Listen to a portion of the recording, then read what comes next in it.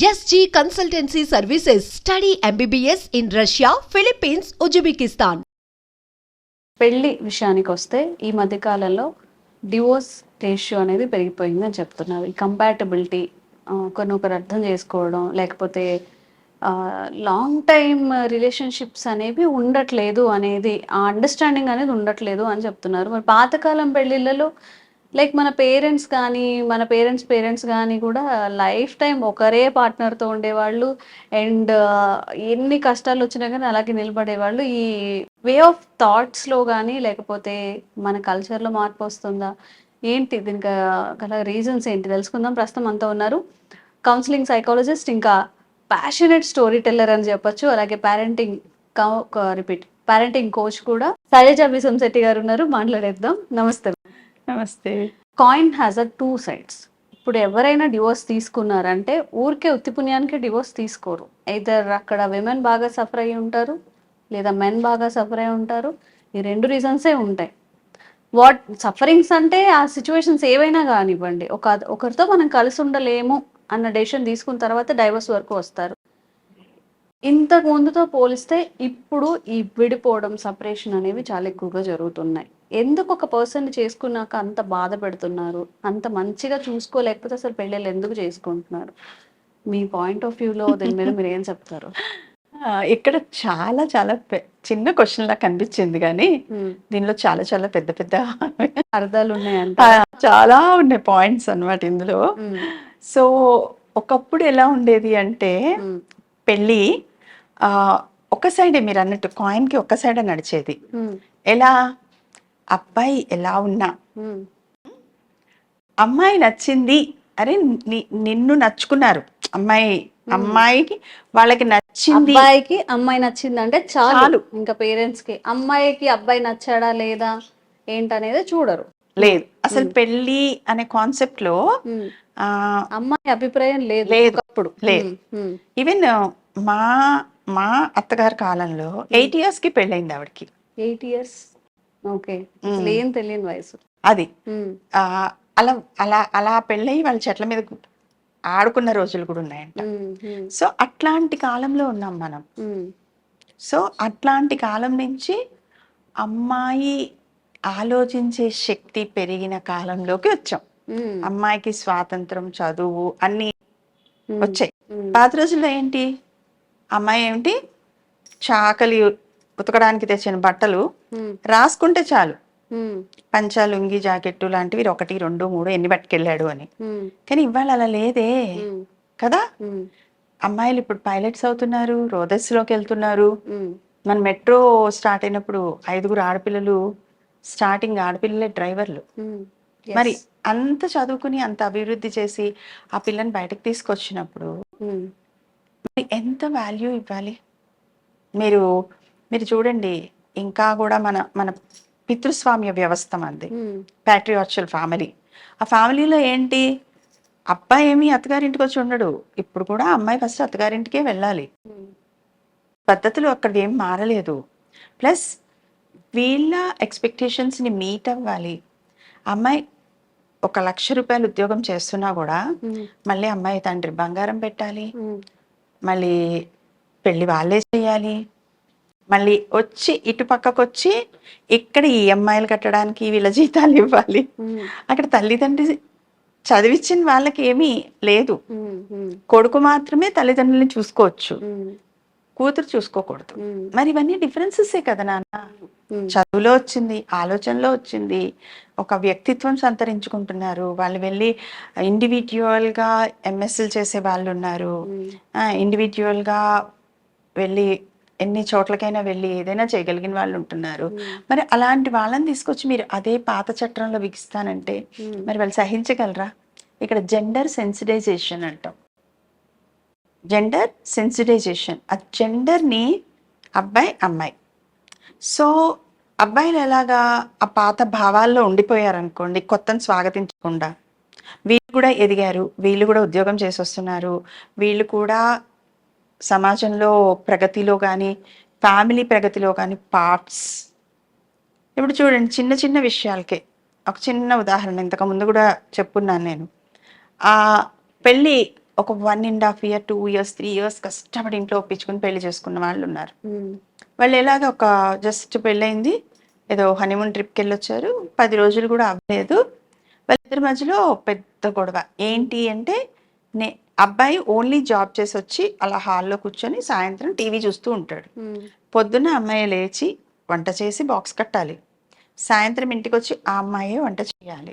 He doesn't do anything అంట, because is a male. నేను మగాడిని, నేను ఇలాగే పెరిగాను, నాకు పనులు చేయడం చెప్పలేదు. ఎంతమంది మగాళ్ళు ఇంట్లో పని చేస్తారు? మనం పెరిగారు నాన్న, చాలా మంది పెరిగారు. ఎందుకంటే ఇంకొక చిన్న విషయం చెప్తాను, అంటే పర్సంటేజ్ పెరిగింది కానీ ఇంకా పెరగాలి. ఇప్పుడు సమ్మర్ జరుగుతుంది కదా, ఒక సమ్మర్ క్యాంప్కి పిలిచారు వాళ్ళకి అడాల్సెంట్ ఎడ్యుకేషన్ కోసం. పిలిస్తే అందులో నేను ఇలా మాట్లాడుతుంటే generally I talk about so many అనమాట. సో రేపు వీడియో గేమ్స్ ఎంతమంది ఆడుతుంటారా అంటే ఆడపిల్లల సైడ్ పెద్దగా ఎవరు చేతులు ఎత్తలేదు, ఇటు బాయ్స్ సైడ్ చాలా మంది చేతులు ఎత్తారు. చేతులు ఎత్తితే ఏరా పిల్లలు మీరు ఎందుకు ఆడరు అంటే, ఏముంది మేడం, వాళ్ళు ఆంట్లు తోముకోవడానికి వంట చేయడానికి టైం సరిపోదు అన్నాడు.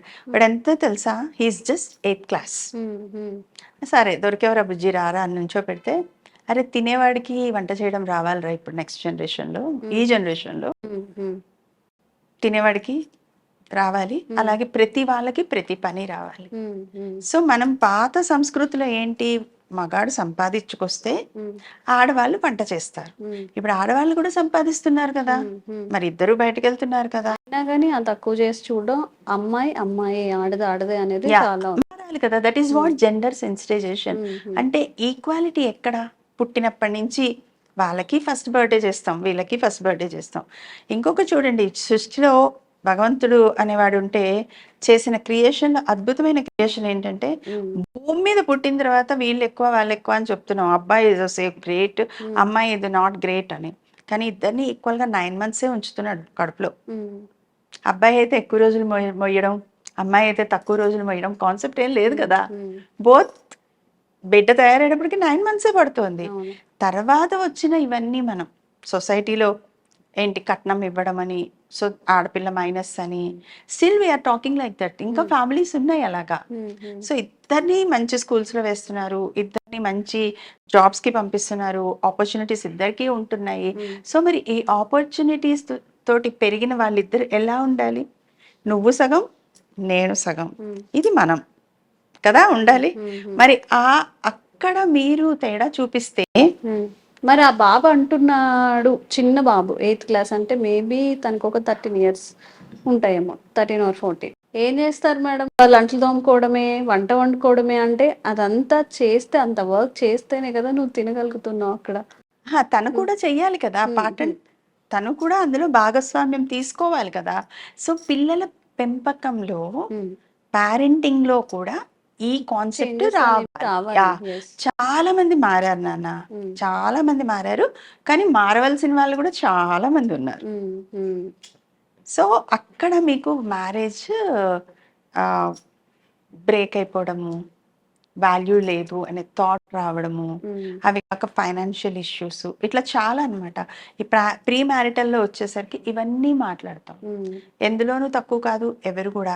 సో ఈక్వల్గా ఇంపార్టెన్స్, అండ్ మన సంస్కృతిలోనే ఉంది 7 అడుగులు కలిసి నడవడం అని. సో అక్కడి నుంచి we have to start friendship. ఫ్రెండ్కి అయితే చాలా వాల్యూ ఉంటుంది, కానీ మరి వైఫ్కి ఎందుకు ఇవ్వరు, హస్బెండ్కి ఎందుకు ఇవ్వరు? ఇంకొక కాన్సెప్ట్ ఏంటో తెలుసా, ఈ మధ్య కొత్తగా విన్నది, వాళ్ళు 4 ఏళ్ల నుంచి they are good, they are living together, they are very good. Parents ఏం చేశారు, ఇద్దరిని పట్టుకొని పెళ్లి చేశారు. పెళ్లి చేశాక యుగ క్లాషెస్ స్టార్ట్ అయినాయి. అధికం, నేను అధికం అనేది థాట్ అబ్బాయికి ఎక్కడో బ్రెయిన్ లోకి వచ్చింది. అసలు ఆ డామినేషన్ థింగే ఉంటుంది అబ్బాయిల్లో. చెప్పాలంటే ఒక 100 members ని తీసుకుంటే మనం 95% ఎలా ఉంటారంటే, నేను సంపాదిస్తున్నా, నేను అబ్బాయిని, నేనెందుకు గిన్నెలు కడగాలి, నేనెందుకు వంట చేయాలి, మరి మనం చేస్తేనే కదా తింటారు వాళ్ళు. బట్ తింటున్నారు కదా 3 times per day. తిన్నప్పుడు ఒక్కసారి ప్లేట్స్ కడగడానికో, లేకపోతే ఆ గ్లాసులు సర్దడానికో, ఒక చాయ్ పెట్టేయడానికో. అంటే ఇక్కడ మళ్ళీ ఒక మదరే చేస్తుంది ఇవన్నీ. నీకెందుకు మగపిల్లోడివి, నువ్వు అది ముట్టుకోకు, మగాడివి నీకేంట్రా. So don't talk this words. Anybody who has తింటున్నారో వంత రావాలి కంపల్సరీగా. చూడండి, దోశ బండి వాడు అబ్బాయే, చెఫ్ అబ్బాయే, దే ఆర్ డూయింగ్ జాబ్స్ అనొచ్చు, కానీ దట్ ఈస్ ఆల్సో వంటే కదా. అక్కడ చేస్తే తప్పు కాలేదు, ఇంట్లో చేస్తే తప్పేంటి? నీ వాళ్ళ కోసం నువ్వు షేరింగ్ దిస్ ఇస్. అమ్మాయి కూడా జాబ్కి వెళ్తుంది, అమ్మాయి కూడా కష్టపడుతుంది, అమ్మాయి కూడా అంతే సంపాదిస్తుంది, అంతో కొంత ఎంతో సంపాదిస్తుంది, అమ్మాయి పిల్లల్ని కంటుంది, పిల్లల్ని పెంచుతుంది. ఇన్ని చేస్తున్నప్పుడు మ్యామ్ ఇంత చేస్తుంది కదా, మీరు ఇంకొక ఎడిషన్ చెప్పనా? సంహవ్ కొత్తగా పెళ్ళయి లైక్ ఆ హస్బెండ్ దగ్గరికి వెళ్ళినప్పుడు ఈ సమ్ ఉంటారు కదా వాళ్ళ అన్నయ్యలు, తమ్ముళ్ళు, somehow parents, even they don't allow తనని ఒక కుర్చీలో కూర్చోడానికి లేదా మంచం మీద కూర్చోడానికి కూడా అలో చేయరు అనమాట. అయ్యో, బావమరుదుల ముందు ఎలా నువ్వు కుర్చీలో కూర్చుంటావు, మంచం మీద ఎలా కూర్చుంటావు? తను రెస్పెక్ట్ ఇస్తే, తనకు తానుగా రెస్పెక్ట్ ఇస్తే దట్ ఈస్ ఓకే. తను కూడా బీటెక్ చదువుకొని వస్తుంది కదా, తను కూడా గ్రాడ్యుయేట్ అయ్యే వస్తుంది కదా. మీరు అందరూ అలా కూర్చొని తనని ఒక్కటే ఏదో మూలన కూర్చోబెట్టి లేదా కింద కూర్చోబెట్టి అలా, ఇప్పుడు రెస్పెక్ట్ అనేది వాళ్ళు కూడా సెన్సిబుల్ గా తీసుకోవాలి. బలవంతంగానో లేకపోతే తనని అవమానించినట్టుగానో అలా కూర్చోబెట్టడం, తనని అవమానించినట్టుగా వాళ్ళ పేరెంట్స్ ని ఏదైనా కంప్లైంట్ చేయడం, తను చేసే జాబ్ ని కంపెల్ చేయడం, ఇలాంటివన్నీ చాలా మెంటల్ టార్చర్స్ అవుతాయి కదా. తప్పకుండా అవుతాయి. చూడండి, మనము పెళ్ళిలో ఆ హల్దీలు, మెహందీలు మనవి కావు కదా, వాటన్నిటిని అడాప్ట్ చేసుకుంటున్నాం. డాన్సులు ఎవరెవరినో ముందలు పెట్టుకుని, ఇంకా కోచింగ్లు తీసుకుని జంటలుగా ఆ స్టేజ్ మీద అంత సెలబ్రేట్ చేసుకుంటున్నాం కదా, కొత్తవన్నీ అడాప్ట్ చేసుకున్నాం కదా. మరి మీరన్న పాయింట్ని ఫ్యామిలీస్ కూడా అడాప్ట్ చేసుకోవాలి. అమ్మాయి చదువుకుంది, జాబ్ చేస్తోంది, she officer or something there, లేకపోతే she software engineer or something there. So equality, అందుకునే చెప్పాలి జెండర్ సెన్సిటైజేషన్ ఈక్వల్గా చూడడం రావాలి ఇప్పుడు మారిన సమాజంలో. ఎందుకంటే ఒకప్పుడు అమ్మాయికి సంపాదన లేదు, డిపెండెన్సీ తప్పనిసరి, కొట్టినా తిట్టినా ఏం చేసినా. ఇప్పుడు అమ్మాయికి అవసరం లేదు. చూడు నేను ఏం చేస్తాను, నా లైఫ్ నేను ఎలా ప్రొజెక్ట్ చేసుకుంటాను, నీకన్నా ఎలా మంచిగా బ్రతుకుతాను అని చెప్పి బయట వచ్చేస్తున్నారు. సో చాలా మంది దాన్ని ఏమంటారంటే డివోర్స్ తీసుకుంది, ఇదేం చేస్తా వాళ్ళు డివోర్స్ ఇచ్చారు, లేకపోతే సొసైటీ చూసే చూపులు కానీ అందరూ మనల్ని అప్పటి వరకు ఫ్రెండ్స్గా ఉండి వాళ్ళు మాట్లాడే విధానం కానీ మారిపోతుంది. బట్ ఇలాంటివి జరిగినప్పుడు అమ్మాయి ఏం చేయాలి చెప్పండి మరి మీరు? అమ్మాయిలు ఏం చేయాలి అంటే, ఇక్కడ చెప్పేది అదే, ఈక్వల్గా చూడలేనప్పుడు, తన ఇండివిజువాలిటీ తనకున్నప్పుడు, నేను ఒకటే అంటాను, అసలు అక్కడ దాకా తీసుకొచ్చుకోకూడదు. ఎవరు ఇద్దరికీ అవసరమే పెళ్ళి, నీకెంత అవసరమో నాకు అంత అవసరమే. సో దీన్ని ఇద్దరు కాపాడుకోవడం చెయ్యాలి. ఆ కాపాడుకోవడం ఎలా అనేది ప్రీ మ్యారిటల్ కౌన్సిలింగ్ కి వచ్చే జంటలకి మనం చెప్తాం అనమాట. సో అమ్మాయి ఏం చేయాలి అనే దానికంటే కూడా నిబ్బరంగా నుంచోవాలి. ఇక్కడ ఏంటంటే నాన్న మీరు అన్నారు స్టార్టింగ్ లో టగ్ ఆఫ్ వార్ అన్నారు. సో దాన్ని యుద్ధంలా తీసుకుంటామా, ఆ చెయ్యి కలిసి వెళ్తామా, షేరింగ్ కేరింగ్ లో ఉంటామా అంటే గివ్ రెస్పెక్ట్, టేక్ రెస్పెక్ట్. అది నీ నుంచి నా నుంచి కూడా. ఒక వివాహ వ్యవస్థ నిలబడాలి, అక్కడ దాకా రాకూడదు అంటే ట్రిగ్గరింగ్ పాయింట్స్ ఏమున్నాయి, ఆ పాయింట్స్ ని టచ్ చేయకుండా ముందుకు తీసుకెళ్ళాలి. ఓకే, ఎక్కడి వరకు వాళ్ళు ఫేక్ పర్సన్ కానప్పుడు, వాళ్ళతో మన లైఫ్ సెక్యూర్ గా ఉంది అన్నప్పుడు, కొంచెం ఏదైనా చేంజెస్ చేసుకుంటే వాళ్ళతో లైఫ్ బాగుంటుంది అన్నప్పుడు డివోర్స్ అనేవి మాక్సిమం అవాయిడ్ చేయాలి. But toxic relations, toxic person అక్కడ వరకు అయితే మాత్రం నిర్మోహమాటంగా ఇప్పుడు చాలా ఆపర్చునిటీస్ ఉన్నాయి. నేను ఓన్లీ విమెన్ గురించి మాత్రమే మాట్లాడలేదు, మెన్ ఎవరైనా సరే టాక్సిక్ రిలేషన్షిప్ లో ఉండాల్సిన అవసరం లేదు. అంటే అంత సివియారిటీని ఫేస్ చేయాల్సిన అవసరమే లేదు, బయటకు వచ్చి హ్యాపీగా బతకచ్చు. అది పీస్ కూడా ఉంటుంది. It's not an end, just it's a bend అనుకోండి, వచ్చి మళ్ళీ నిలబడండి. అది సో ఇది డివోర్స్ గురించి. అండ్ డివోర్స్ తీసుకున్న వాళ్ళని తక్కువ చేసి చూడడం, ఏదంటే అది మాట్లాడాలి. అండ్ తీసుకున్న వాళ్ళు కూడా ఎవరిని లెక్క చేయక్కర్లేదు. మనం స్ట్రాంగ్ గా నిలబడి మన లైఫ్ లో మంచి గివ్ అప్ ఇచ్చినప్పుడు మళ్ళీ మన చుట్టూ తిరుగుతూ ఉంటారు అందరు. ఇది గుర్తుపెట్టుకోండి. దిస్ ఇస్ ఆల్ మళ్ళీ పిల్లల్ని పెంచే విధానంలో వాటిల్లో they should be emotionally strong. So when they are emotionally strong దేనైనా తట్టుకొని ఫేస్ చేసి నుంచోగలుగుతారు. ఎస్ ఎస్ మ్యామ్, నిజంగా ఇలాంటి అవేర్నెస్ అనేది చాలా అందరికీ కావాలి. ఇప్పుడు నిజంగా మీరు ఏదైతే అన్నారో మ్యారేజ్ ముందు కౌన్సిలింగ్ తీసుకోవడం ఇంపార్టెంటే, మ్యారేజ్ వచ్చాక ఆ ఫేస్ చేయలేని సిచ్యువేషన్స్లో ఒక సజెషన్ తీసుకోవడం కూడా ఇంపార్టెంటే. మీ త్రూ ఇంకా వీడియోస్ చేద్దాం, అవేర్నెస్ కల్పించే ప్రయత్నం అయితే చేద్దాము. Thank you so much. Welcome నాన్న, welcome. Sir, one life lesson what medicine has taught you. Whatever you can do without expecting. But I really believe మన పాజిటివ్ యాటిట్యూడ్ ఉంటేనే మనం ఏదైనా సాధించగలం. గట్ ని మనం కరెక్ట్ గా డీల్ చేసినట్లయితే అది మనకి పాజిటివ్ హార్మోన్స్ ని రిలీజ్ చేస్తుంది. షుగర్ వచ్చిన వాళ్ళ పరిస్థితి ఏంటి? పొట్ట దగ్గర పెరిగితే దాన్ని ఆండ్రాయిడ్ అంటారు, ఆండ్రాయిడ్ ఫోన్ కదా. అసలు థాట్స్ ఎందుకు వస్తాయి? బ్రెయిన్ డెడ్ అంటే దానికి ప్రపంచం అంతా కూడా కొన్ని నిర్దిష్టమైనటువంటి లక్షణాలు ఉన్నాయి. మానసికంగా ధైర్యంగా ఉంటే క్యాన్సర్ జయించవచ్చు. You are a doctor for a cause sir, అంతే. వాళ్ళకి వచ్చిన ఆదాయం కాకుండా ఫ్రీ సర్వీస్ ఎంతమందికో చేస్తుంది.